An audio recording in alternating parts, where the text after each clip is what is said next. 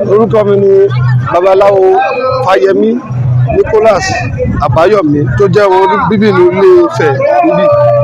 Àsìkò táwa ni a fi ń ṣe ọdún Yorùbá, ọdún káàárọ̀ òjíire, ọdún tuntun, àsìkò ẹ̀ ní a wà yìí. So àdẹ̀fí máa ń kẹ́ àwọn tó dá ilé ayé sílẹ̀ ní pàápàá ẹni tó jẹ́ alákòóso gbogbo wọn tó jẹ́ tó ní ìmọ̀ àti bí gbogbo wọn ṣe wáyé ayé, gbogbo àwọn òrìṣà wọ́n ṣe ṣẹ̀dá sáyé, bí ìrìn àjò ilé ayé wọn ṣe jẹ́ nǹkan tó wá ṣe ilé ayé. Bọ̀t nígbà tó náà bọ̀ ó ní bó ṣe rìn. Ó kọ́kọ́ ya òkè lérí olówà kátó dé Àtìbà, ó dókè Gẹ̀tì kó tó wá dé òkè Tasẹ̀. Ṣùgbọ́n a kì í dédé sọ ìtàn nílẹ̀ Ifẹ̀ tí ò bá lódù fánú. Inú ọ̀yẹ̀kú rẹ̀ tẹ̀ olóní ọ̀yẹ̀kú ọ̀pẹ̀kú, adífá fún ọ lókè lérí, alùpùpù fún ọ lókè Gẹ̀tì, abu fún ọ lókè Tasẹ̀. Wọ́n ní káwọn mẹ́ẹ̀ẹ́ta múra, á ní àlejò ayọ̀ ló ń bọ̀, ìgbésùgbọ̀n kan ní ìka àlejò lé. Òkè lérí fẹ́ bọ́ sálọ́, òkè Gẹ̀tì fẹ́ bọ́ sálọ́, òkè Tasẹ̀ nìkan náà ti gbé nǹkan ọdún sílẹ̀ náà kẹ́ ọdún náà ti kẹ́ Ọ̀rúnmìlà. Ṣùgbọ́n tá a bá ti fẹ́ sí ọdún ẹ̀ta ti fẹ́ kẹ́ gbogbo ibi tó dé yẹn la máa ń kọ́kọ́ yà. Àkọ́kọ́ ya òkè lérí, àdé òkè Gẹ̀tì bí àṣẹ tó yẹ ká ṣe ń bì náà kó tó di pé àwa dé òkè Tasẹ̀ níbi tó tẹ̀dó sí gangan tó dúró sí. Ifá kò ṣeé kó dànù, pàápàá kì í ṣe ilẹ̀ Yorùbá nìkan, káàkiri àgbáláyé. Torí pé tí kò bá sí Ifá kò lè sí ènìyàn, tí kò bá dẹ̀ sí Ifá kò lè sí tó ń jẹ́ mímí gan pàtó.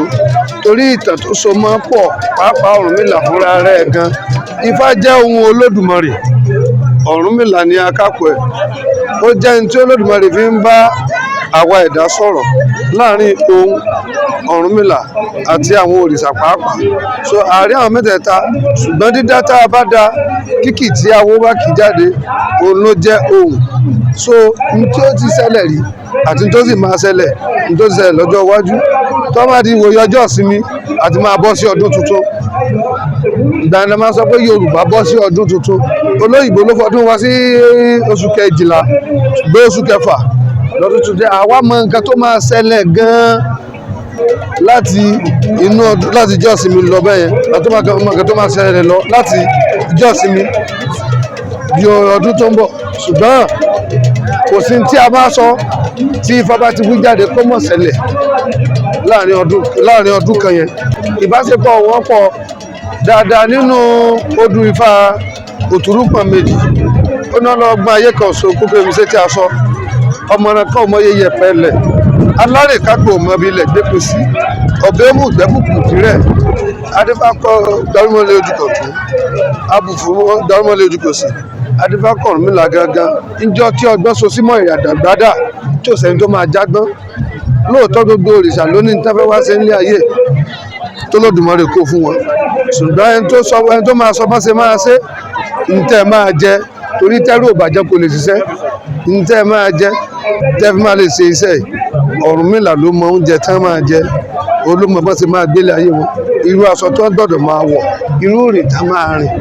Orúkọ mi ni Babalawo Ifayemi Abayomi.